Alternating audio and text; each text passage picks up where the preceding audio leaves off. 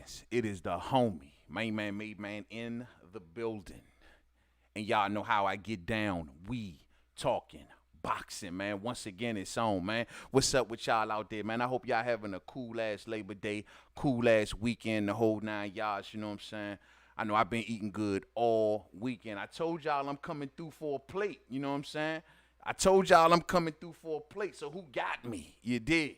I am on, but I'm on late, so y'all got to forgive me. You know, normally we don't do it this late, but it's 10:30 here on the East Coast, so I know it's pretty late for a lot of y'all, man. But hell, it's a holiday weekend, man. Who going to work in the morning? Y'all should be up. You know what I'm saying? Y'all should be up. But then again, I understand. But also, you know, Labor Day marks the end of the summer, fight fans. The summer is gone. Summer 2021 is out of here. You know what I'm saying?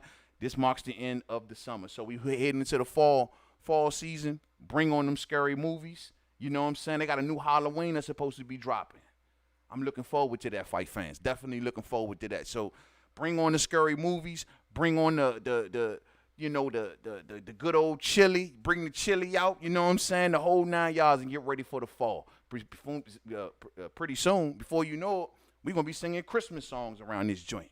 Summer flew past. But let's move forward. Let's talk some boxing. Catch up with y'all real soon. All day.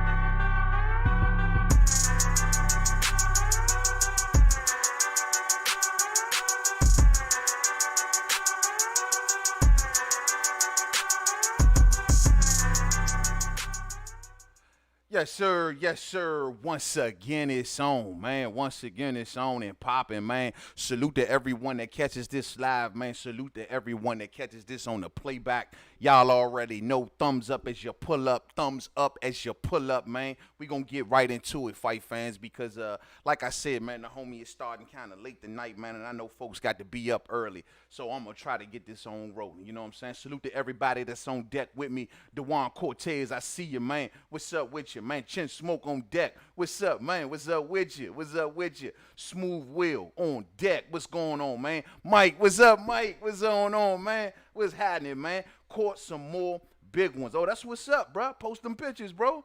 Post them pictures, man. That's what's up, bro. My man Mike got game out there, bro. That's what's up, man. Hey, Mike, man, I got to get out there on some water, man. For real, bro. I need to go out there and do some fishing myself, man.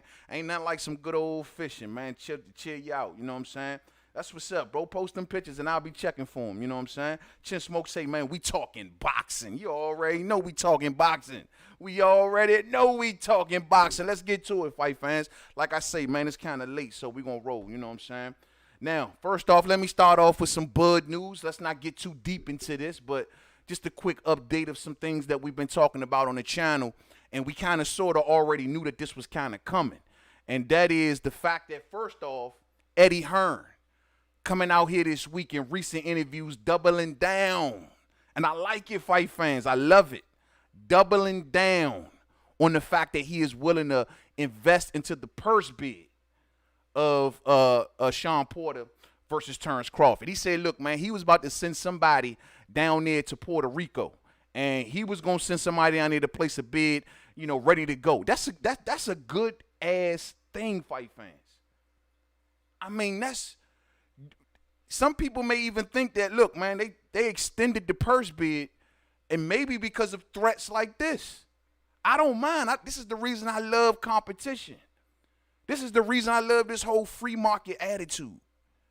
Because whatever that Eddie was going to bring to the game, whatever the case may be, you know what I'm saying? My thing is, he's a player in this.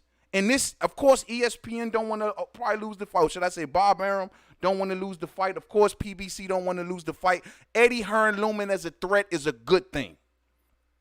It's a good thing for the fighters. It's a good thing for the fight fans. It's a good thing for everybody involved. The fighters can get more money. And who knows, maybe Triller was going to jump in it too. But for Eddie Hearn to come out and say and double down, because remember a couple weeks ago, he was on some, yeah, we're going to invest into it, but we're going to check the market and we're going to see what the asking price is for that fight and see if we're going to pay for it. Now he like, look, I'm just down. I love that. I love that looming threat. And you know what I'm saying? And I know when the fighters heard that, man, they got to be like, shit, we going to get more money. And that got to be music to Sean Porter's ears. Music to his ears. Now, also, Timothy Bradley running around out this joint talking about why are they putting this fight on pay-per-view. Timothy Bradley don't think that this fight should be on pay-per-view. He said he went outside and asked like 20 non-boxing people, yo, man, do y'all know Sean Porter and Terrence Crawford? And everybody told him no. Man, look, man, we already know the reason that they putting this on pay-per-view, if they put it on pay-per-view. And that's to pay these fighters. They're going to have a good asking price. You know, Terrence Crawford going to want $3-4 million guaranteed.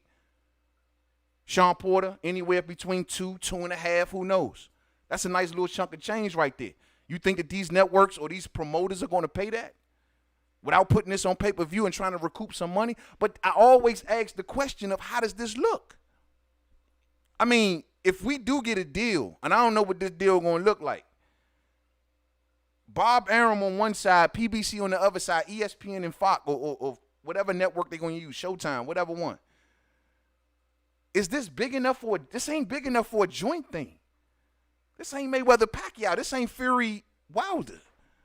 And those fights can be argued to be big enough for a joint pay-per-view. There's enough to go around for everybody. But is this big enough? But Timothy Bradley got a point. We know it's to pay the fighters, but is this really pay-per-view worthy? Would I rather have seen this on ESPN or Fox? Hell yeah, all day. But am I going to pay for it? You already know, all day. I think it's a cracking-ass, action-packed-ass fight. But Timothy Bradley is making a good point. Like, it would be great to see these two fighters on national television or regular TV. I mean, you're talking millions more viewers. We ain't worrying about no illegal streaming. All of that shit is out the book, but you still got to pay these fighters. I think they're going to pack the house out. The gate's still going to do good. But maybe that still ain't going to be enough. And maybe they just don't believe in it. You know what I'm saying? I see we having some buffering issues going on. Let me see what's up, man. Let me cut the webcam off. Maybe this help us out a little bit. You know what I mean? I don't know what's up with that. But, yeah, there we go. There we go. We back at it. You know what I'm saying? Salute to everybody that's sliding on through, man. I got Coach Kennedy on deck. What's up with you, man? D-Lo 44 Boxing on deck. What's up with you, man? How you feeling, bro? How you feeling, man? My man Coach Kennedy say salute, man. Ain't missing this one. I appreciate you to be on deck, fam. And I'm sorry I'm starting late to everybody once again. You know what I'm saying? My man D-Lo say, yo, man, salute to my man D-Lo 44 Boxing, man. What's up with you, homie? How you feeling? Happy Labor Day to everybody. You know what I'm saying? Coach Kennedy say Sean is going to beat Bud's ass. Sound good? Sound good, Coach Kennedy? Hold on, fight fam. I'm adjusting my mic. Sound good? Sound good? Sound good? Hold on for 1 second. My mic kind of sliding off my little thing here. Sound good, Coach Kennedy. Sound good, brother. Sound good. But I doubt that. We broke that down last week stylistically and tactics. You know what I'm saying? What to expect in that fight. Go check out last week's live stream. And we already know. We expecting the athletic Porter. We know he going to be athletic. We know he going to want to move. We know he going to want to try to get in Bud's chest. We know all that. But guess what? That don't mean nothing. There's adjustments that can be made on all that if we reduce Sean to a boxer. If we reduce him to a boxer. Hold on, fight man. I'm really having a problem with my mic. Hold on 1 second, man. I got it on a glass table surface, so it's sliding off this glass table. There we go. Let me tighten this up. There we go. Yeah, man. But like I say, bro, all that athletic stuff, you know, okay, cool, fine. All that wild swinging, okay, cool, fine. Just don't get caught with nothing coming in. All that lunging, leaving yourself open, we'll see. We will definitely see. You know what I'm saying? Damn, need to pick it up. Say you can. What's up, man? What's going on, fam? What's up with you? Mike say, yo, man, ask Bulletproof Vest Head why he retired instead of getting his ass retired by Spence. Let's talk about that, Bradley, man. Hey, Bradley got a lot of stuff to say, man. But Bradley hitting on a good point about this pay-per-view. I mean, I hear where he's coming from, but my thing is, if these fighters are going to ask for as much money as they're going to ask for, Sean won a retirement check. You know what I'm saying? You're going to have to find that money somewhere. The way that these promoters has been doing it is passing the cost on to us. Now, what the numbers might look like, that remains to be seen. Y'all might say, well, Sean can't fill a family dinner, man. He can't fill a family dinner. So what is this really going to do? You know what I'm saying? As for Bud Crawford, is he big up in Omaha? But what is this going to do? But I do think that if you put them together, the fight going to do okay. I think it's going to do okay. I think so. I think that the action that everyone's going to expect in this fight might make it do okay. Of course, yeah, these dudes ain't Floyd. This ain't Pacquiao. But yeah, and still on the flip side, they bring a lot of action. And stylistically, when you put these two fighters together, I think we're going to get some magic. What y'all say? What y'all say? I think we're going to get some magic. Let's try back with this webcam again. You know what I'm saying? I think we're going to get some magic. You know what I mean? Yukeem says, yo, somebody said Sean is going to beat up Bud. In what world? That sound retarded as hell. All Sean knows is how to do is lose big fights. He's always lost on the top floor for some odd reason, huh? Can't get over the hump. But still a good fighter, and he still puts you through the ring of fire. That's one thing I got to give Sean. The problem with Sean is Sean. That's the issue with Sean Porter if you look at him fight. When Sean Porter fights, the problem with Sean is Sean. He's smothering his work. You know what I mean? Ain't nothing got no leverage on it on the inside. He doing these chopping shots, trying to hit you and hurt you on the inside, but it ain't really doing much. He ain't stopping nobody. And if you think you're going to stop Bud on the inside and try to maul and brawl him, shit, okay. My man got tools, man. My man got tools in the box. Yo, what's up with you, man? I believe it's the Porter camp driving up the price. I guarantee you that Porter is trying to get his highest ever payday against Crawford. I can see it. I could definitely see. You're going to want to cash out. You're going to want a retirement check. I mean, this is what we've seen all the way up until this point anyway, right? All they ever wanted was retirement checks.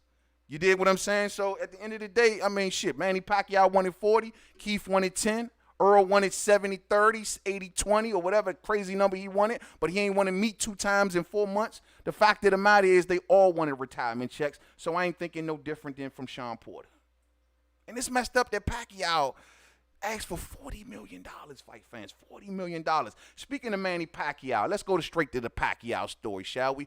Bada boom, off the jump. I don't know if y'all seen this floating around out there, fight fans. Let me read straight from the article so we don't get none of this mixed up. Now, y'all see this little grainy-ass picture I got showing y'all right here in front of me, right? Hold on 1 second. I'm behind on my screen. Okay. Yeah, y'all see this little grainy picture I got up here. Now, this is the entire Manny Pacquiao team right here, right? In the middle, to Manny Pacquiao's, what's that is right? You got Justin Fortune. Then you got Freddie Roach on the other side, and you got Boo Boy Fernandez right there. Now, we know how this all go with Manny Pacquiao. Manny Pacquiao got all of these people around him. Who the hell is who? Boo Boy is his Philippine trainer. This is the guy that gets Manny Pacquiao ready. This is the guy that gives Manny Pacquiao the game plan, truth be told. And I think that in his mind, he always saw himself as Manny Pacquiao's trainer. Now, Freddie Roach is the American trainer. Freddie Roach is the guy that looks good in the documentaries. Freddie Roach is the dude that look good when you look at Manny Pacquiao's movie, when it's all said and done. Well, it's good to have a Freddie Roach in it than to have a Boo Boy. Just the story looks better. You know what I mean? The handicap trainer that overcame everything. It looks better. It enhances Manny Pacquiao's story. Now, as far as game planning, Freddie Roach, how much is he really giving Manny Pacquiao? Don't really know, you know. Maybe is it for the cameras? I always thought it was for the cameras, especially in Pacquiao's like last 5, maybe 6 fights. You know, since Freddie's got a little bit older and Manny got a little more deep into his political career. He probably can't spend nearly as enough time over here, but he got a house out there in California, but he probably still can't spend nearly enough time around Roach. But the point I'm making here with this story, fight fans, is that there's some infighting going on right here. Now, they all beefing because, of course, the blame game is being played because of Manny Pacquiao's loss. So it seems as if that the guy right here, that Pacquiao is right, Justin Fortune, he is super duper pissed off at Freddie Roach. And he is letting out a lot of goodies that went on during out that fight.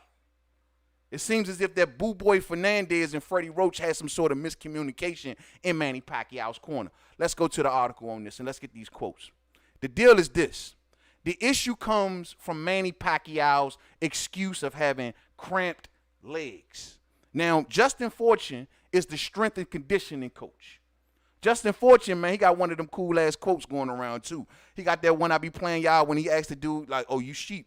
When the reporter was like, oh, I can't answer that question because I can't give my thoughts on things.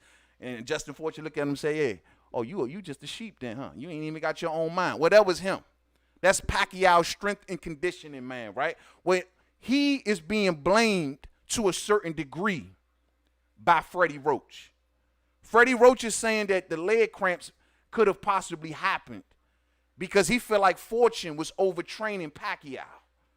He had Pacquiao running too much, right? Pacquiao's excuse of cramped legs. He was running too much. So the blame is now going on either Fortune or Roach. So let's read this.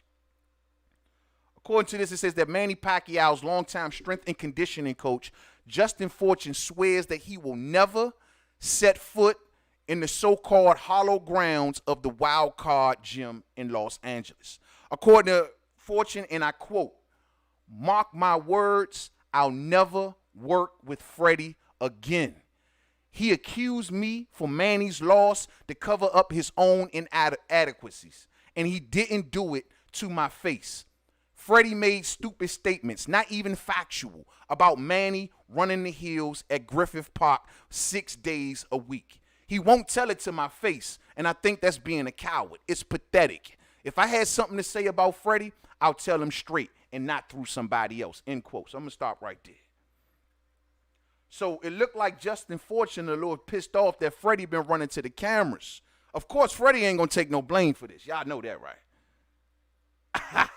Oh, damn, we buffering again. Y'all know that Freddie ain't taking no blame for this. Freddie ain't got nothing to do with this. Freddie like, look, man, this wasn't me. This was all Justin Fortune's problem. You know, he was running too much, and this was the reason, and that was the reason. It's like every time something go down, Freddie always makes sure to get the hell out of the way.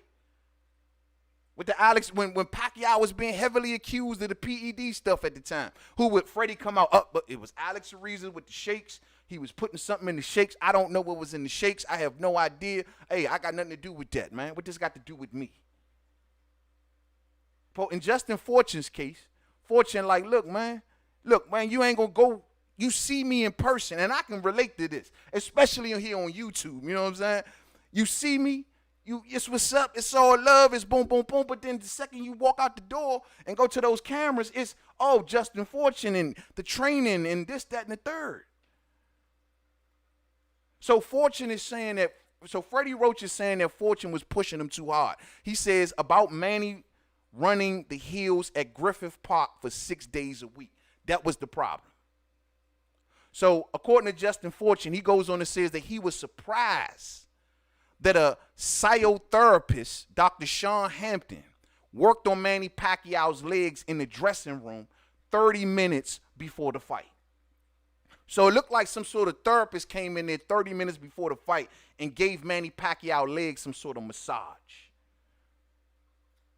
According to Justin Fortune, and I quote, I think Freddie brought him in a week or a few weeks before. I don't know if he's ever worked with a fighter or an elite athlete before, but all I know is you don't touch a fighter 30 minutes before a fight. Certainly not to massage his legs. You want a fighter like a cat on a hot tin roof with loose legs. That's a perfect formula to get cramps right away, and it's exactly what happened, end quote. I'm going to stop right there. So we got Freddie Roach saying Justin Fortune made Pacquiao run too much in Griffith Park. And I got Justin Fortune saying, well, Freddie Roach hired some sort of therapist to come in and massage Manny Pacquiao's legs 30 minutes before the fight. So now the blame game is going on, fight fans. You hear me, though? The blame game is going on, fam.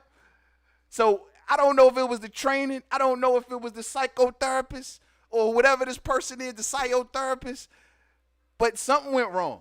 Why would they have a therapist in Manny Pacquiao's dressing room massaging his legs 30 minutes to the fight? But I would think that the massaging of the legs would loosen the legs, right? Maybe I'm tripping. I get a massage, that thing loosen up. You know, I get the tension out, you know, but I guess not. Not in this case, right? Not in this case. Not in this case. It says that before the weigh-in, Pacquiao took Wednesday off, then ran sprints the next day, and even went on a treadmill for 20 minutes on the day of the weigh-in.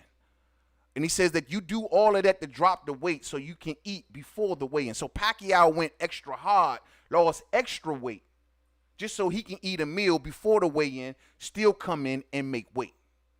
Cool. That's what's up. It goes on and says that, and I quote, Manny broke out to do sprints on Thursday, and maybe he shouldn't have done that, but he likes to win, and he probably felt it would be good to do it. He came in at 146 at the weigh-in, so it's hard to say why cramps set in.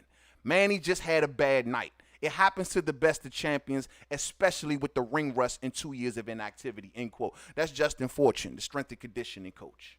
Now, I'm going to tell you right now, that last sentence he said, Manny just had a bad night. It happens to the best of champions, especially with the ring rust and 2 years of inactivity. That's the realest statement right there. That's going to probably get him kicked out of the Pacquiao camp too whole time. But that's the realest statement right there. That's exactly what happened, in my opinion. I just think it was father time. I think it was bad planning. I think it was Manny Pacquiao biting off more than he can chew on an 11-day notice. You 40-something years old, jumping in there with a prime champion ready to go on an 11-day notice. Nah, Pacquiao, that wasn't smart. But I understand Pacquiao got a schedule to keep. You know what I'm saying? He got to get back to the Philippines and do his work or whatever the case. And he only got room for one more fight at most. So I get it. But you should have slowed things down, champ. Now you sitting out there eating alphabet soup. Jinky got to feed you alphabet soup. It's unfortunate. It's very unfortunate. So Justin Fortune and Freddie Roach basically see things a little different. So let's go a little further with this because it ain't over yet, fight fans. So Fortune, it says that Fortune wasn't in Pacquiao's corner for the fight. So in the corner on fight night, you had Freddie Roach, you had Boo Boy Fernandez, the two head trainer A and head trainer B, and you had the cut man. So you got these three in Pacquiao's corner. Justin Fortune was in the audience. And according to Justin Fortune, it was a lot of confusion in Manny Pacquiao's corner on who was basically running things. According to Justin Fortune, and I quote, I couldn't understand why Mike wasn't in the middle during the timeouts because Manny had a cut over his eye and a cut on his cheek. Mike is the cut man, fight fans. He goes on and says that Freddie and Boo Boy were talking over each other, so it got messy. Roach blamed Fernandez for talking so loudly that Pacquiao couldn't hear his instructions.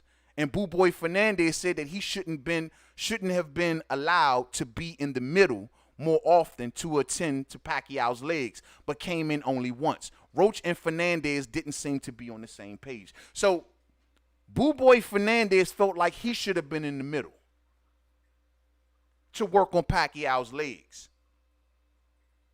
But Fortune says that the cut man should have been in the middle. to work on Pacquiao's cuts. Freddie Roach wanted to be in the middle because Freddie Roach want the world to know that he running the show. What does this all make, fight fans? A bunch of confusion, egos, and a crap show. That's what this makes up, fight fans. Seems to me that there was chaos in the corner of Pacquiao. Didn't know that. And now Justin Fortune is at the point where he says he will never, ever work with Freddie Roach ever again. Freddie Roach has been approached about this, and he got no comment. He don't want to double down on this stuff. You know how Freddie do. Freddie said what he had to say. Now he's moving on. He's gone back to the wild card gym. He got many other fighters he can work with. But he ain't going to take the blame for this. Y'all can forget about it. You know what I'm saying? Forget about it. Let me see what the fam talking about, man. Salute to everybody that's up in this joint, man. Thumbs up as you pull up. Y'all already know what it is, man. Y'all already know what it is. This is the first time that Bud is fighting a guy that got a plan A, a B, and a head. You know what I'm saying? Yeah, and he's going to be fighting dirty and going to mess around and get his ass stopped that way. You know what I mean? That's what I'm talking about. It's all good. You can say if this is his first time. I don't agree, but if that's what you want to say, I just hope you keep that same energy after the fight. Give him the credit. All of that. Oh, he's finally fighting somebody. Oh, he's finally fighting a live body now. This, that, and the third. Fine. I got no deal with that. All I'm saying is that when he get it done, give that man the credit. Peter, what's up with you, man? Peter say, yo, Porter is more popular than Bud, so I can see him trying to drive up the price. Porter is more popular than Bud. Well, who told you that? Porter is a man with no land. Who told you Porter was popular than Bud? Because he fought other popular fighters that make him more popular than Bud? I wouldn't say that, bro. I wouldn't think that one's more really popular than the other. At least Bud got a land. At least Bud got Omaha. He can go to Omaha, sell that thing out from the top of the roof to the basement. As for Sean Porter, he a man with no land. Where's he from again? I forgot. Is he from Vegas? Where's he from again? Grand Rapids? Where's he from? I don't know. He's a man with no land, but he's more popular. I hear you. Coach Kennedy say, yo, man, ain't nobody ducking Bud. Nobody just want Bob to pay them. Nobody ain't just want Bob to play them. So why when Jeff Horn had the belt, they wanted Bob to play them? Because they sure enough wanted that fight, bro. They had no problem with Bob then. You ain't hear them mention Bob. You know what I'm saying? It was Jeff Horn and this, that, and the third. But then when Bud get it, it's the WB no. I mean, how does things change from night and day like that? And if we going to put Bob in it, Bob has always told everybody, I'm down to pay for Danny Garcia, and I'm down to pay for Earl Spence Jr. Those are the two fighters that never came to the table. Those were Bob's words, not Mainman's. I'm just saying. So if it's a Bob thing, which I do think Bob is a cheap ass, he cheap. But at the end of the day, he's always said, bring me Earl and bring me Danny, and we can sit down and talk. Those two never came to the table. I'm just telling it like it is. You know what I'm saying? Just telling it like it is. Telling it like it is. Mike say, yo, man, tools in his toolbox. Think he got Legos. Finally, them skills, they say he has been putting to a test. Yeah, those skills been translating through weight classes. God damn, champ. You hear me, though? That thing been stamped on. Hey, them skills been translating through weight classes, bro. Through weight classes. Shit, man. I got fighters that can't even move up one weight class and they struggling. They go up one weight class and they lose. I got Oscar Valdez moving up one weight class and he's juicing all the crap. Now he juicy juice. Now he Tropicana around his jump. He move up one weight class and he turn into the Tropicana man. You know what I'm saying? So, I mean, look, man, it must be so easy, right? Because, shit, you got fighters juicing. They move up one class. They turn into lesser fighters. But I got Bud moving through 3. And on a knockout streak. It don't happen every day, fight fans. Don't happen every day. Don't happen every day. Ukeem say, yo, man, they can just give, they can't just give Ugas his credit. Freaking pathetic. Lost so much respect for Pacquiao. Yeah, man, I did. You know, they need to give Ugas his full credit. My deal is if it's like that, then rematch him. You know what I'm saying? If you feel like, yo, you got leg cramps or whatever the hell Pacquiao talking about, or your coaches were off or the 11-day notice was too close, then rematch him. Go out and beat the dude that beat you. That's very respectable for Manny Pacquiao to go out that way. We could put it all to rest, but I think it's going to be the same thing. Styles make fights. If Manny don't got that burst, if Manny don't got that skip, Manny ain't going to beat Ugas fight fans. You can forget it. If he can't get around Ugas' long range and those counter shots, you can forget it. That jab was landing too easy on Pacquiao. You can forget it. No legs? Nah, forget it. Forget it. You know what I'm saying? Forget it. But this is crazy, man. They need to give that man his credit, man. But yeah, it looked like it was a whole messy situation right here, man. But I always wondered how this situation in general, for real, man, how did this situation ever even exist in general? Because I look at it like Boo Boy and Freddie Roach, you can't be Coach A and Coach B. That shit was bound to come to a head. I mean, it worked out for a real long time, and it worked out for the best. I'm going to be honest with you. I see Boo Boy as the head coach. I know y'all say Roach, and Roach is in all the pictures. Look at him right here. He in the middle, making sure that everybody see him. I got it. And I'm not knocking Roach. Roach put in a lot of work with Pacquiao over the years. But these last 4 to 5, maybe 6 fights, I think that shit was Boo Boy. You know what I'm saying? But that's just me, though. Peter says Porter has more racial recognition than Bud. Porter has a podcast. He has a commentary. You see Porter way more than you see Bud in the media. Yeah, but yeah, that's true. His podcast just kind of really just starting. I mean, people know the name. I'm not saying he's not popular, but I just think as far as one being ahead of the other, nah, bro. I just don't see it. Bud's been on ESPN. If that's the case, Bud has been doing better numbers than Porter. If we want to look at it that way, we can look at Bud's ESPN numbers and put them next to Porter's. I would say that Bud's numbers are more. You could say, yeah, he on a bigger network, but that means more people are seeing him. I think they about neck and neck, though. I think they about neck and neck. You know what I'm saying? I think they about neck and neck. So this is good news, man. So I just wanted to bring this up off the jump, man. Manny Pacquiao's corner, man. Justin Fortune is blaming Freddie. Freddie is blaming Fortune. They all blaming Boo Boy. It's a crap show. They need to get on the same page. If Pacquiao comes back for a last fight, nobody want to see Manny Pacquiao come back to a bad situation. You know what I'm saying? So let's move on to another story, shall we? Let's move on to something else I got for us. Let's check this out right here. I want to talk about this briefly for a minute, man. This fight, we getting real close to this fight right here. So if I can dwell on this one for a minute, I've been asking the fam some questions about this Shakur Stevenson and Jamel Herring fight. You know what I'm saying? Now, the last time we talked about this fight fans, we said that it seemed like Shakur, let me get this music. Let's go quiet for a second. Let me get this music out, y'all. It seemed like Shakur got this thing figured out. You know what I'm saying? It's like, where does this dude confidence come from? And I was asking the last time we was here, and I think we had a panel and we were talking about this. And I was asking, I say, dude, I asked folks on the panel, I say, yo, do it seem funny to me or funny to y'all that Shakur like super duper confident? I mean, he walking up on Herring like Herring ain't nothing. Like, oh, I'm gonna sweep this dude and it's gonna be easy work. And he look almost kind of to a certain degree looking past him, talking about Valdez. And it's like, hold up. What am I missing? Herring is a good-ass fighter. Herring is a good-ass fighter, dog. Like, he a grown man. He 35 years old. I got a lot of respect for this man and everything that he's done. I mean, he a good-ass fighter. And so why do Shakur feel like he can look at Herring like he nothing? Like whatever. Hey, check this out, man. I got some audio from Shakur, man. Y'all check this out now. Y'all tell me what he talking about.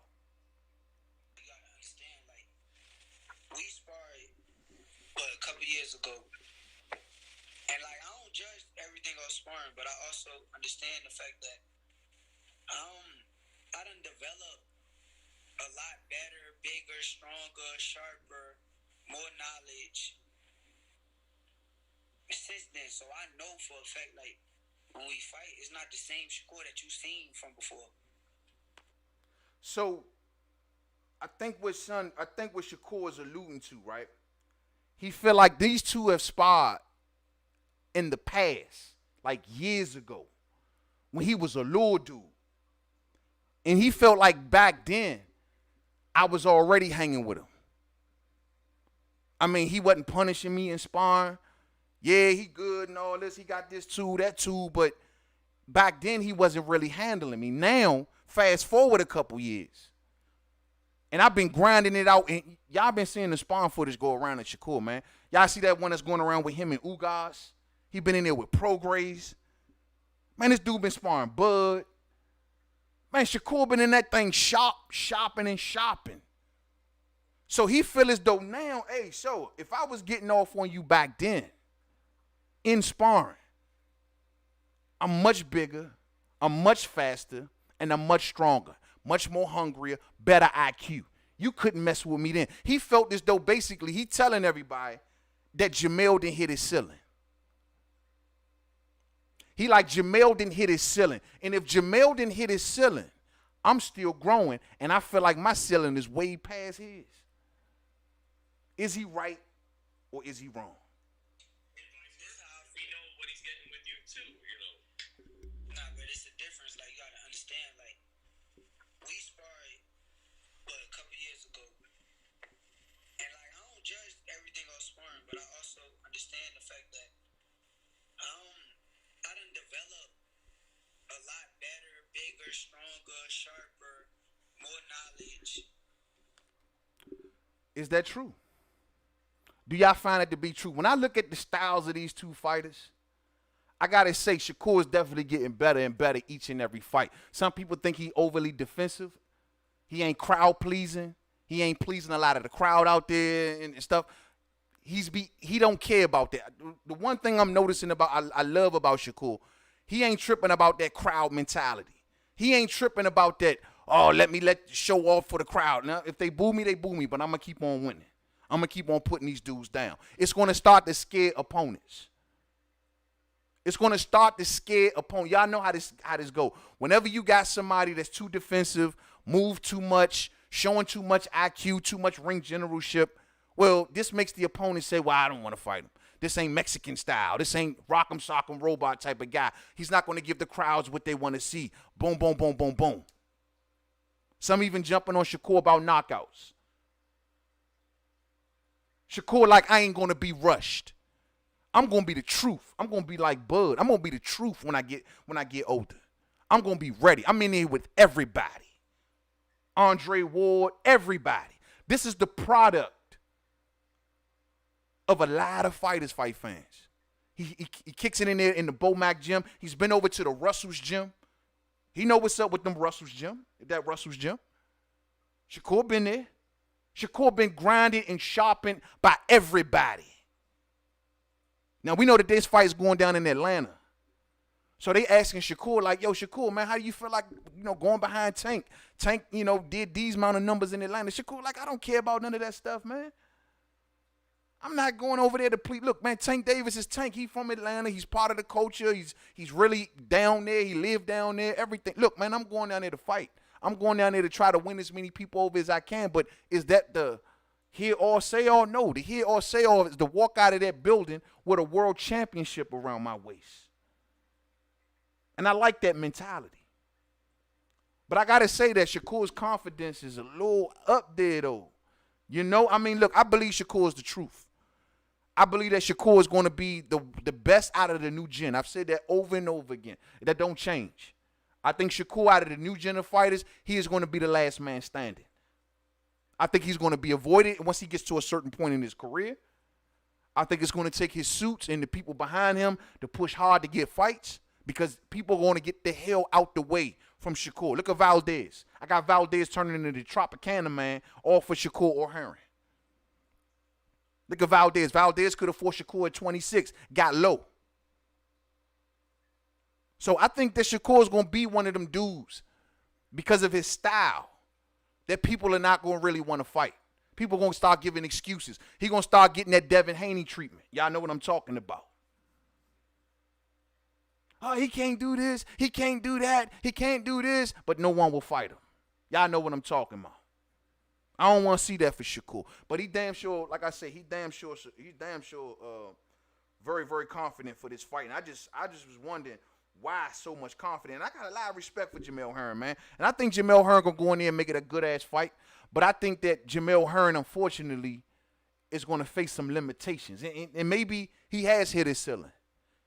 You know, he's rejuvenated his career by going over there to Bomac. So maybe he kind of sort of has hit his ceiling. Maybe that's why he wanted to go towards that Valdez fight so bad, because he didn't really want it with Shakur. Maybe he do know that 2 years ago when Shakur was a pup, that Shakur was giving him the business in sparring, or Shakur was holding his own in sparring. Maybe he do know that. I don't know. But one thing I will say, either way you slice it, Jamel Herring is coming to fight fans. I think he's going to fight his heart out. But I think he's limited, unfortunately, physically in a lot of departments that's going to hurt him. I think Shakur is an accurate puncher. Very accurate. He doesn't waste much in that ring. Little subtle movements. That's what makes him such a good fighter. He can get away from your punches, get outside your punches. He judges it very well. Good hand speed. Very good hand speed. And pinpoint accuracy. And a good counter puncher. When they asked Shakur, like, you know, we seen Jamil fight this kind of fighter, that kind of fighter. What do you think you're going to do? Are you going to pressure him or are you going to box him? He like, I'm going to do what I want to do with him. That was Shakur's answer. I'm going to do what I want to do. I'm like, boy, if I'm Jamel Herring, I'm 35 years old, man, and I see this little 24-year-old telling me I'm going to do what I want to do with him. Shawty, I'm going to do what I want to do. Shakur said, I'm going to do what I want to do. If I want to press him, I'm going to press him. If I want to box him, I'm going to box him. It ain't nothing he can do about it. I'm going to do what I want to do. I said, this kid is confident. I like it. I like the brashness. Don't get me wrong. I like it. He need it. He need to kick up some dust. Jamel Herring is a gentleman. Jamel Herring ain't going to be that guy that's going to be disrespecting Shakur. Plus, they kind of like buddies. I think Shakur just younger than Jamel, so he want to shine. He want the clout. He try to kick up a little dust. But Jamel just don't kind of play like that, man. He a military man. He's a man. You know what I'm saying? He just trying to get the job done. But I think physically he limited, bro. I think his jab his hands get back too slow. When he flicks his jab out there, it's long, it's rangy, but it gets back so slow. So his hands get back too slow. And I say if he misses Shakur gonna counter him all night, combination style possibly. Combination style. He fights pretty good off the back foot, not as good as he does coming forward. Shakur says he gonna press him. I think Shakur is going to be able to get right in front of him, and every time Jamel swings between Shakur's head movement and footwork, he'll get right outside of Jamel's punches, and I think he'll counter him all night. But that's just me guesstimating. Shakur is damn confident. I believe in him. Yeah, but he is very confident against a damn sharp fighter. And let's keep in mind, Jamel been in there with Bud and them too. And poor Bud, man. Bud got to choose between his two little brothers, man. These are Bud homies, right? He got to be neutral right now, man. I know he got to be looking at this situation like, damn, I can't even, what I'm going to do? He going to have to literally go to both dressing rooms before the fight. He's always at ringside for Shakur fight. He's always there for Herring. You know what I'm saying? He going to have to smooth it over when it's over. Like, make sure ain't no personal bad blood and all that. You got to be the big brother in all this, Bud. These your two little youngins. They coming from your neck of the woods. You know what I'm saying? Sharp. I like it. You know what I'm saying? I like it. Yo Thomas says, yo, man, you know how boxing is for an older fighter. One fight you look great, the next fight you show up as an old man. That's what happened to Manny. It's over. Yeah, Father Time. I think Father Time is like 1,075,000 and oh. You know what I'm saying? Oh, I take that back. 1 billion. 1 trillion and oh. He's a trillion and oh. Father Time is a trillion and oh. He never loses. Everybody gets old overnight. You know what I'm saying? Everyone gets old overnight. Peter says, should've, could've, would've. They have a million excuses. They did. Ukeem says, yo, man, when has Porter headlined his own show? Good question. I guess when he did the key, well, he headlined in the key fight. They headlined in the Earl fight. I mean, he shared it, but he still was in the main event. So he's headlined, because of those fights. But as far as Porter on his own, like Porter versus Sebastian Formella, was that a headline? I don't know. Something like that. I don't know. Hold on, man. I see we still kind of buffering. Let me get this out the way. You know what I'm saying? Coach Kennedy says, man, I just feel like everything happens for a reason. Maybe it was Earl. We don't know what what would had happened to Pac. Pac should retire. I agree. I mean, they talk, but I do wonder though. I mean, what's up with the therapist going up in his locker room 30 minutes prior to the fight? That's interesting. You know what I'm saying? I mean, interesting. And like Justin Fortune probably didn't do nothing no different than he normally does. You know what I mean? It's just that the blame game is being played. And same with Freddie Roach and Boo Boy. They probably did the same things that they always do. It's just that the blame got to fall somewhere. You know what I'm saying? The blame got to fall somewhere. There go my main man, 100 grand, Stormy B, man. Hey, Stormy, caught the show earlier, brother. Salute to you, man. Great show earlier, man. I was in the chat, man. I tried to get through, man, but, you know, you had it rocking and rolling, bro. Salute to my brother Stormy B, man, and that excellent show he did today, man. Keep up the great work, brother. We support you 100% over here, man. You are fam, and I appreciate you. You already know. You know what I'm saying? You already know. We talking boxing, says L Foul Player. Absolutely. 150%. 100. You know what I mean? But back to this, man. I'm going to just tell y'all, man, this fight right here, I'm just wondering. The kid can be a little overconfident. Overconfidence can be a downfall. Can be a problem. I believe in his confidence, and he should be confident, 150%. But he like, look, I'm going to do what I want with him. He easy work. It's almost like he talking like this is a guaranteed thing. I like Hearn, but Hearn about to get that belt up, and I'm gone over to Oscar Valdez, which leads to another question. Because Caleb Plant, and we just did this the other day with all of Caleb's little tweets popping up, right? Caleb Plant had a lot to say about Canelo, just like Tank and Devin had a lot to say about Oscar, right? But here's the deal. This is the funny part with these fighters. They talk that talk, but you still gonna fight them. You're still gonna fight them. I don't care. You can look. All of these fighters can say anything that they want about Oscar Valdez. And Lord knows they should say it, and he deserved every syllable that come of criticism for what he did. But shit, what's changing? I guess the fighters say, look, if the sanctioning bodies in ABC, because I heard ABC was okay with this too, right, fight fans? They saying that ABC came out and backed the athletic commission in their decision. Well, people need to understand that's exactly what the ABC does. ABC ain't got no really power or leverage like that over the sanctioning body. Their thing is always with the athletic commission. They're the Association of Boxing Commission. So they're going to back that athletic commission, and that athletic commission in their jurisdiction say this banned substance is okay. So in ABC's word in this, it still didn't mean nothing. This still all falls on the WBC. But the point I'm making to y'all fight fans is all of these fighters can say what they want to say. But here's the deal. Are y'all still fighting them? Y'all still want that payday? Damn your health. See, this is why boxing don't take it serious. This is why the promoters and everybody else in the sanctioning body, this is why they don't take it serious right here. The boxers got to eat. They got to make paychecks. But ain't nobody going to boycott nothing. You know why? Because they understand, if you get my drift. You know what I'm saying? Let's go to the next story, fight fans. We got some more to talk about. Let's see what we got now. I want to stop right here if I can, man. I got to give props where props are due. You know what I'm saying? I want to give a big salute and a hearty salute. Congratulations to the GOAT, Shakur, damn.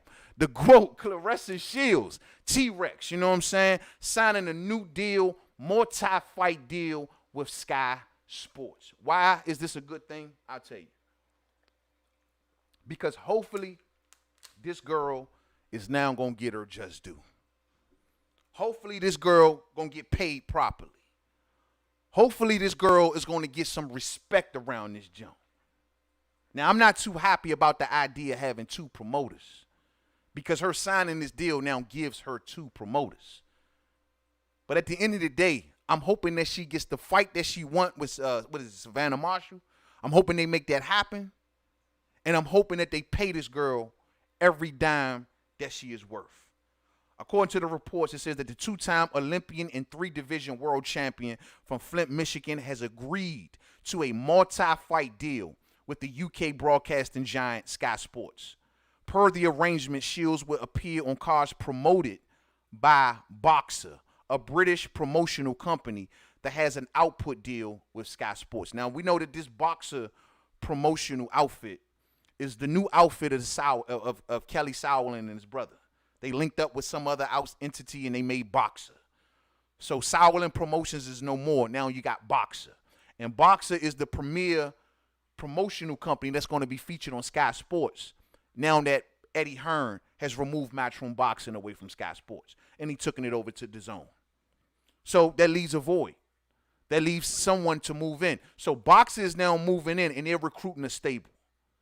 We already know that their first leadoff guy is going to be what? Chris Eubank Jr., right? Chris Eubank, a.k.a. Chris Eustank. That's the reason that this dude ran, you know what I'm saying, from Jamal Charlo. Remember he came over here to the PBC acting like he wanted some smoke with Charlo? But then as soon as the first little deal that came past him, he hauled ass. In this particular deal, he's kind of being put on the front lines. So maybe this is something that he more wants. He's being put on the front lines in his home country. Who he going to fight, I have no idea. I don't even know if he's still campaigning at 54 or, at 60 or 68. What is he doing? He had the WBA interim or regular or something at 160. And he got stripped for his title. So it must have been an interim belt. So he got stripped for it. So I don't know which class he's really going to want to compete at. I think it's going to be 68 if I'm not mistaken, though. But anyway, he's part of that stable. And now Claressa is part of that stable. And also Savannah Marshall is part of that stable. So they got smoke for her, you know what I'm saying? It says that Sky announced the deal Wednesday as part of his fall lineup of fights, which includes Anthony Joshua versus Usyk. It also includes Josh Taylor versus Jack Catterall, and they announced all of these fighters. It says that Shields, whose American promoter is Dimitri Salita, joins a Boxer stable that includes Chris Eubank Jr., Huey Fury, and Savannah Marshall. So that's their, I guess, lead off three right there. You got Huey Fury, who I ain't been checking for Huey Fury in forever. You know what I'm saying? I forgot he was even still fighting. He's the brother that just jabbed you to death. Good gracious. Looking at Huey Fury fight, it's like, damn, bruh. Do you know any other punches other than a jab? You throw a million jabs a fight. He beat Joseph Parker, I thought, on jabs.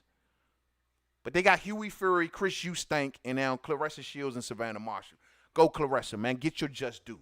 And I hope you get that money. You know what I'm saying? According to Claressa Shields, and I quote, I want to be a household name.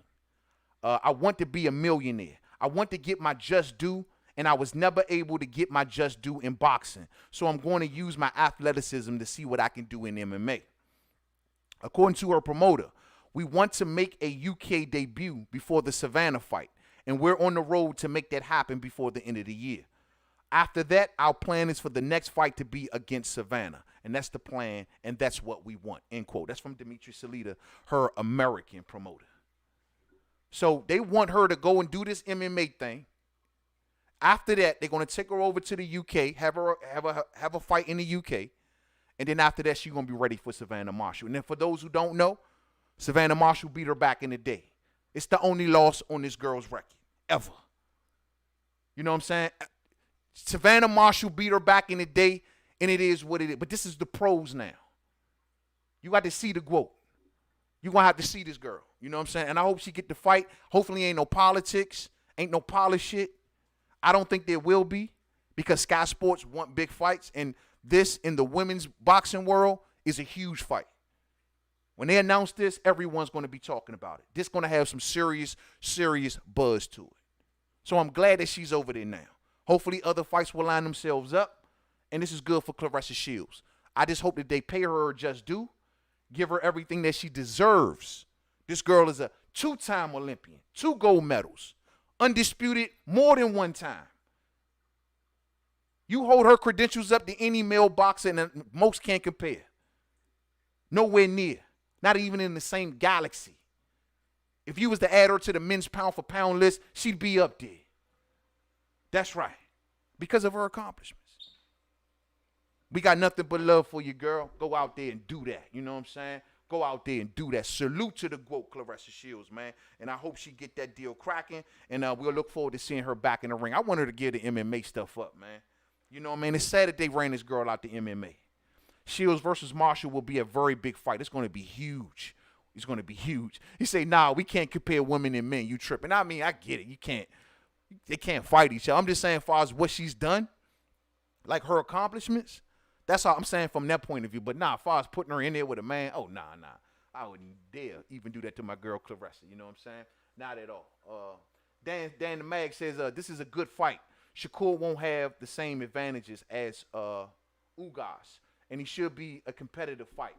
Oh, okay. Yeah. He ain't going to have the same advantages, but he going to have that youth. He going to have that hand speed. He going to have that coordination. He going to be looking to dictate.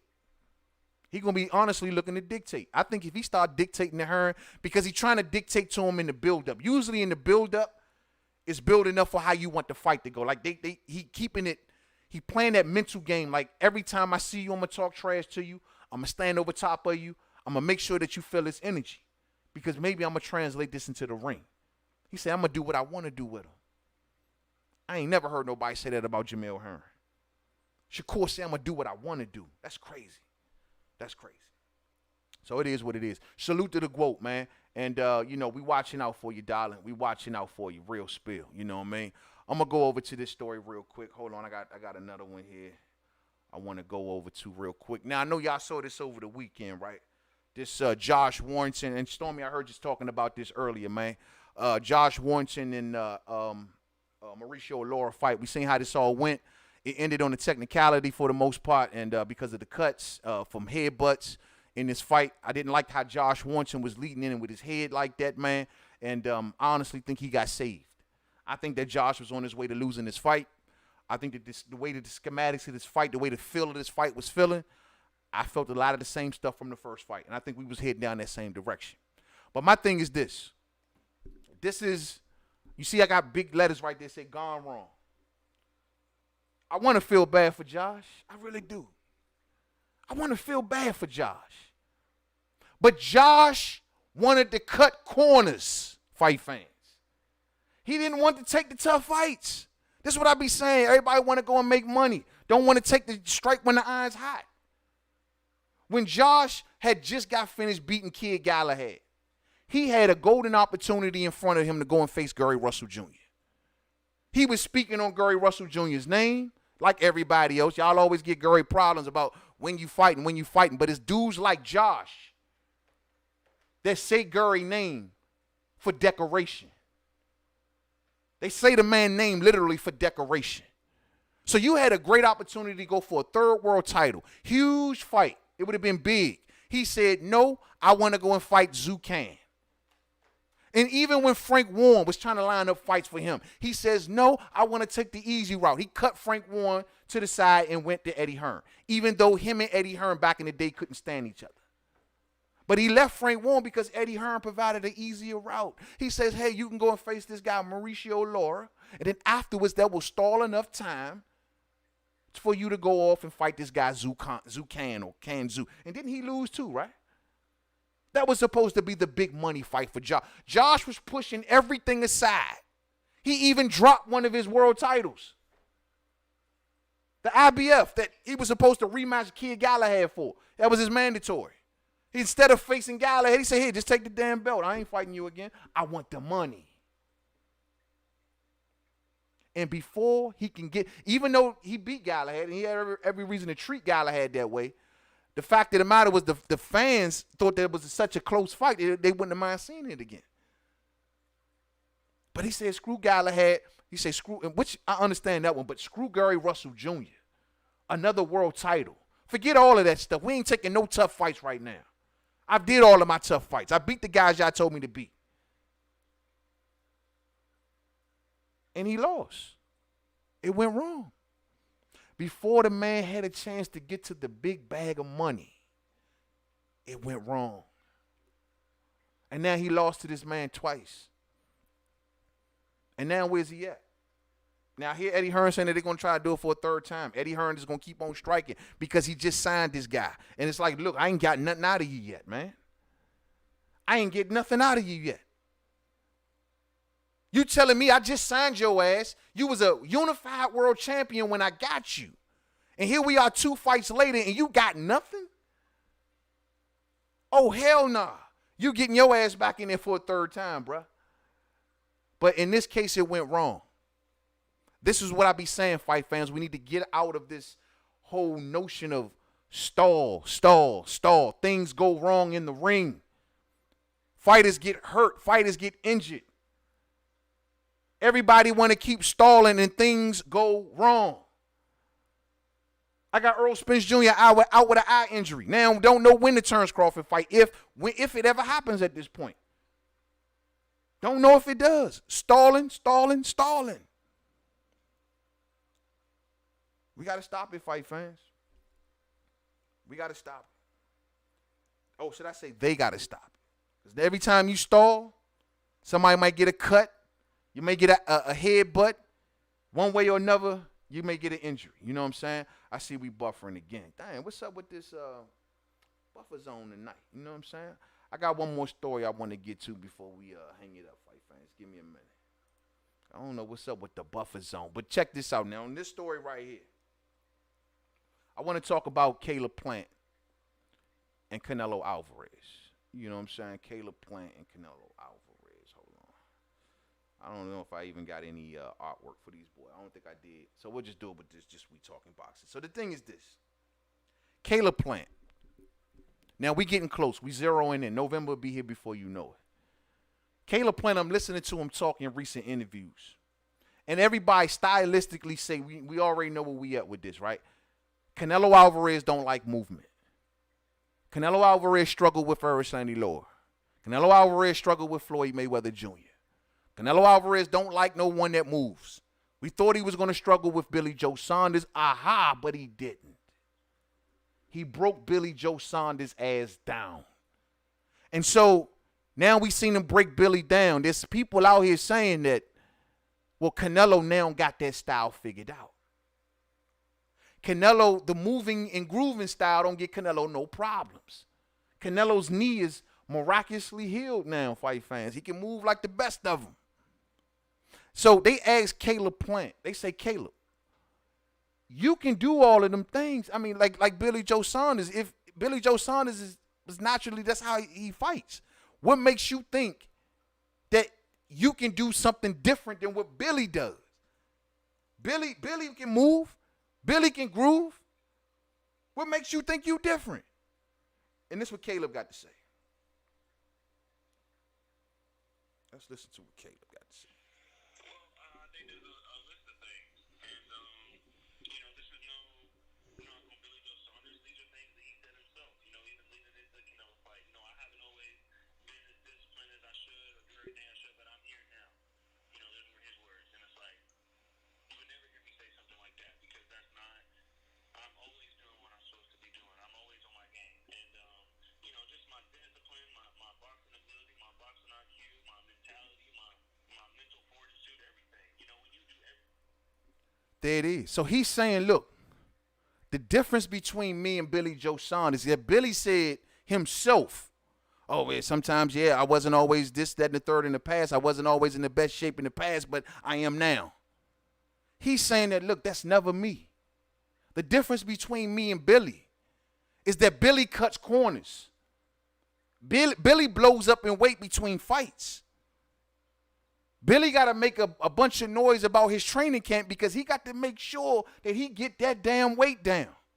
Because Billy, whenever Billy don't feel inspired enough, Billy just sits on the couch and eat chicken wings all day.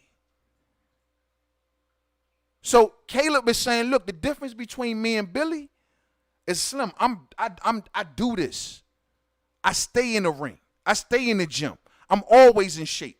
I've been grinding myself for 17 years for this moment. The question that Canelo fans is going to ask of Caleb is what's up with you staying healthy, though? Like, you might say you in top shape,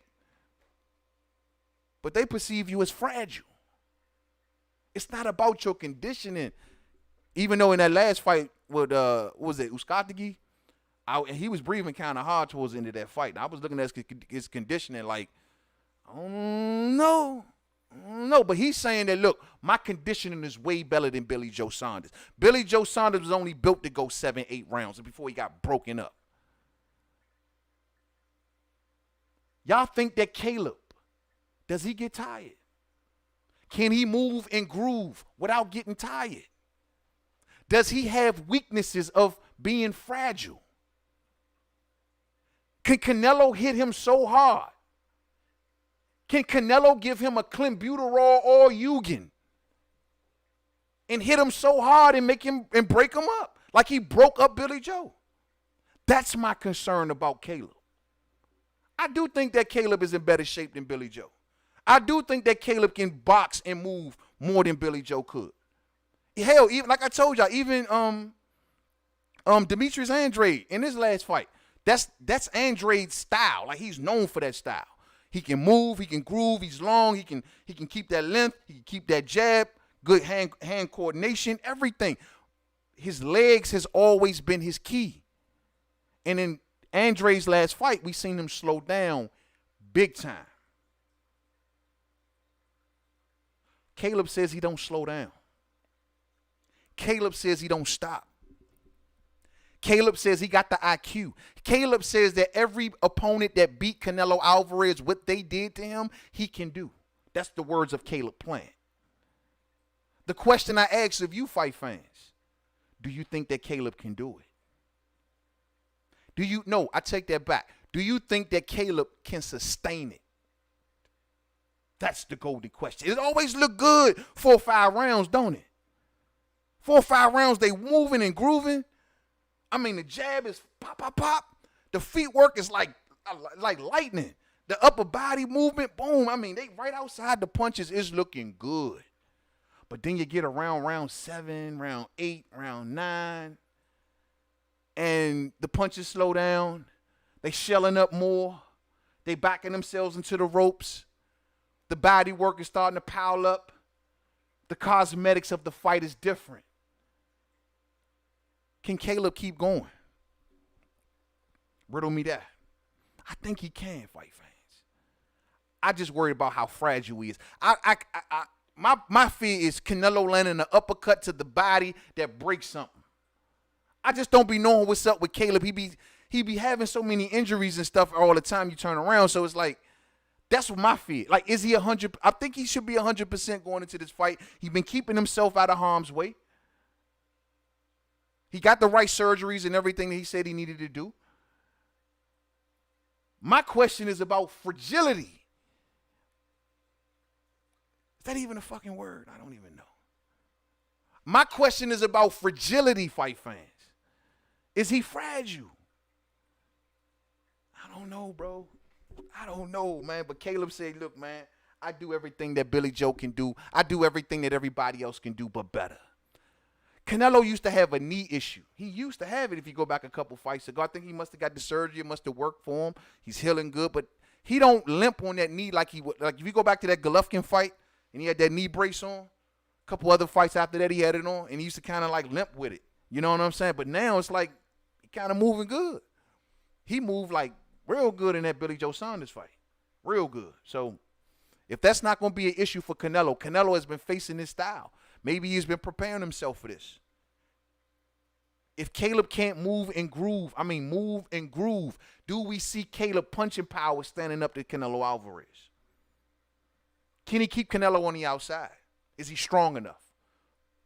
Technically, Canelo's supposed to be the smaller man, technically. I mean, technically he's supposed to be the smaller man. So my question is, Caleb, from a power, most of y'all tell me, man, I don't believe in Caleb's power. I've told y'all I don't believe in Caleb's power, at least not as of late. Man, his power ain't looking like the real deal no more. Man, it's looking like his pop ain't there. The pop ain't showing up. If the pop don't shows up, he got the move and groove. I don't know, fight fans. I don't know. What I seen in Caleb's last fight, y'all, I'm just, and I know Caleb probably, he even admitted it. He was like, look, maybe Canelo saw it, and that's gonna make him want to fight me more. He know that in that last performance, he know that there was a lot of cracks, there was a lot of chinks in that fight. Yeah, he got the win, and yeah, he was more active fighter down the stretch, but there was a lot of holes there. There was a lot of holes there. Most importantly, he was breathing too hard for my liking down the stretch. Put a lot of punches out there, though. He had a high punch output. I can't see none of that against Canelo. This is for undisputed. This is for everything. If Caleb loses this, he'll never forgive himself. This is for everything. It ain't going to get no bigger than this for Caleb. Probably for the rest of his career. Y'all not hear that? This is for undisputed against the cash cow of boxing. This is the prime position to be in. You'll never get it again. You'll never get it again. You got to make it count, bruh. I mean, it's good. You doing the public thing about, Canelo and the PED stuff. That's all shits and giggles. It's fun. But when November comes and you get in that ring and those lights bear down on y'all, it's just going to be you and him. It ain't going to be no media. It ain't going to be no boxing fans. It ain't going to be nobody to hear those stories. None of that stuff. It's going to be you and him. And you're going to have to own up for those words you're putting out here about Canelo, which is still factual in my opinion, but you're going to have to deal with that. Canelo hear it all too. Canelo hears it all. He hear it coming right from you. We'll see. We'll see. I just hope that if Canelo get the job done, keep your ass over there and take on David Benavidez. You know what I'm saying? All day. Yes, sir. Yes, sir. Evander Holyfield says, who is she fighting? They haven't named her next opponent yet. They just said she's going to do an MMA fight. She's going to take a fight in the UK, and then the only name that they named was the Savannah Marshall fight, which would be like a third fight. That's sometime next year, you know. Peter says, Warrington got lucky, man. Yeah, Warrington did get lucky because he was going to get embarrassed. It was going to be a wrap for him, champ. If he'd have lost in devastating fashion, it would have been a wrap. If I'm Laura, I'm like, do I really want to fight him? Why am I keep fighting this dude? For what? If it was him, he wouldn't give me these damn shots. I done gave him 2 shots. I'm going to go ahead and make him move somewhere else for a minute. If I'm Mauricio Laura, that's how I'm thinking. Why am I giving him all of these opportunities? I get it. We fought to a draw. But, hey, that's just the way the moon and stars and the quasars lined up. That's just the way it goes sometimes. I'm going to see you in about a fight or 2. Keep winning. Respect for Josh. Like I said, he did a lot of good stuff in his career, but he should have struck when the iron was hot. He tried to go down the easy road. He wanted to make that money. I get it. But the money was right there in front of you. You just didn't want to fight for the money. You wanted to go for the easy money. You wanted to go the Zucan route. No one was even asking for that fight. No one cared about that fight but Josh. And he put everything to the side, even dropped a world title to get it. I got Kid Galahad with a world title around his waist right now because of Josh Warrington. And Kid Galahad is another one. He don't want to come and fight Gary Russell Jr. He's another one that played on Gary's name. He played on PBC's name, acting like he was going to come and sign a deal with PBC just to fight Gary Russell. Until what did he do? Found an easier opportunity. I'm going to stay away from that. That's why Gary Russell Jr., I just caught a recent interview with him on Fight Hub TV, and I was going to talk about it, but he was going off. He was like, bruh, boxing is watered down, and it's a weak sport. He said it's weak and it's watered down. He said, we got YouTubers out here, man, doing what we do now. He said the fight game has became watered down and weak. Those are the words of Gary Russell Jr. Matter of fact, he's been saying this like last 3 interviews. Y'all know I keep up. He said boxing is watered down and weak. No one can give him an answer on why Gervonta Davis can't fight him. No one can give him an answer why Chris Colby can't fight him. Nobody can give you these answers, fight fans. No one can give you an answer why Robert Easter Jr. can't fight Gary Antoine.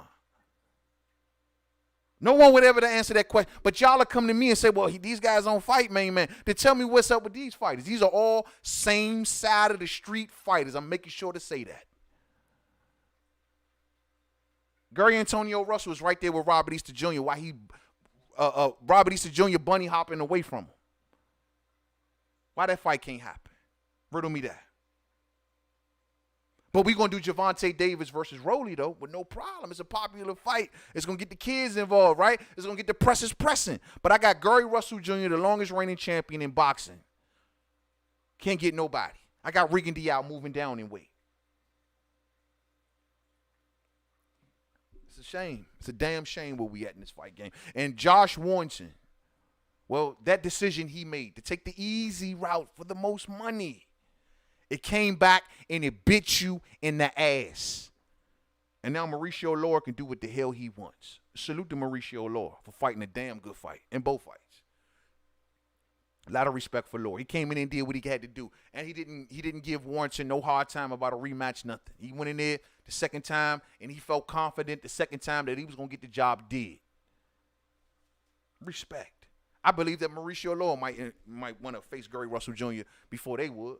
You know what I mean? A whole bunch of ducks. You know what I'm saying? Yukeem say, yo, man, Lara is going for it because he is getting paid way better than he would in Mexico. That exchange rate is looking much better than the pesos. Hey, I hear you. It's for the money. It's for the money. Hey, I ain't mad at Lara. Lara coming up no matter what. I mean, right now, it probably was a rematch clause in place. He probably had to, obey that stuff. But now he probably a free man. I mean, look, they had their rematch. It ended in a technical draw because of the headbutt or whatever. Fine. Look, I'll take that. I'm going to take this belt, and I'm going to go over here. I'm going to go make me some money now.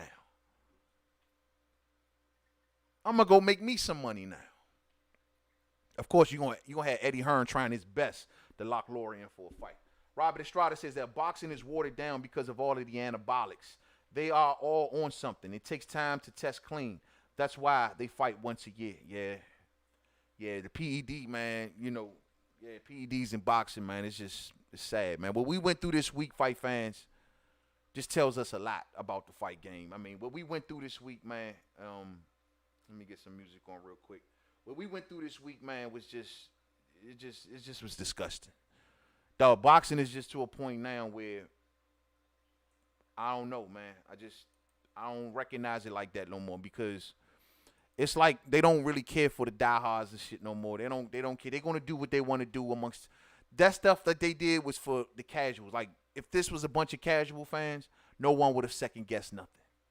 And take in mind also, fight fans, it comes as a shock to us all the time, but we are literally living in the information age. Back then, this stuff has always been going on in the fight game. Back then, there was no information age. You had to wait to see the fight. You didn't have all this information coming towards you. You didn't have people in the camp, doing interviews and going on different YouTube channels and articles drop daily, hourly, you know what I'm saying? Telling you what's going on in the fight game, inside sources for people, telling you what's going on in the fight game. Yesteryear didn't have that. So all of this stuff was unknown to a certain degree to a lot of boxing fans. You suspected it. You thought, yeah, these dudes, this guy dirty, that guy, oh, we heard this story, we heard that story. Yeah, but now you see it. Now it's clear as day. And it got to make you wonder as a boxing fan, how many fights? How many fighters? How many? When will this change? People say, well, when someone gets hurt or when someone gets killed with us, maybe that's going to be too late. Maybe that might change things. I don't know. I'm just not 100% confident. I'm going to tell you one last thing, too. Boxing is going to get even more dirtier, believe it or not. And y'all heard it from me first. Boxing is going to get more dirtier. Why? What is the main reason back in the day? Why boxing? One of the reasons that boxing was dirty. Some people may say the mob, but it's always going to come down to gambling. We're now living at a time where they just legalize sports gambling everywhere, pretty much. You can bet on fights from the comfort of your own home, from your phone. I place my bets on my phone. Gambling is going to be off the chain, fight fans. We're talking billions of dollars that we're going to get up to. Sports betting is everywhere. I told y'all in my local casino, not far from my house, they used to have an area with this big pretty stage and all of these groups used to come. Now they moved that joint down to Baltimore. They turned that whole area into a sports betting area. You walking in there, big screen TVs everywhere with every sport you can think of. Walk in there, place your bets, have a seat, have a drink, chill out. You got DraftKings, you got Bet Online, you got this one, you got that one. Betting is going to get even more, which is going to lead to even more corruption, I think. Look at what happened with that Ugas and Pacquiao fight. That was funny, bro. That was funny. I mean, I don't want to go through all that mess again, but funny. I know a lot of people made some good money, I'm sure. I'm just saying, fight fans, when we allow money in betting, when we okayed it, that's going to open the floodgates for corruption. You heard it from me first. All day. I'm about to get up out of here, fight fans. Much love, man. Robert Estrada says, yo, man, Canelo is guilty. Yeah, he was at once upon a time. You know what I'm saying? They raised the levels for him now, so I'm sure he can do a little something, get it up out of his system and still be okay. Long as, because the trace amounts don't count no more. It's as long as I don't go over a certain level. You know what I'm saying? Oscar is guilty. Guilty as sin. Guilty as sin. You know what I'm saying? I'm Mexican, but I understand anabolics. This is a strong mafia. Yeah, steroids everywhere, bro. Steroids everywhere. I remember years ago, I did this story here on YouTube. I don't really get into these type of stories no more, but I remember covering a story here on YouTube when I first started about steroids.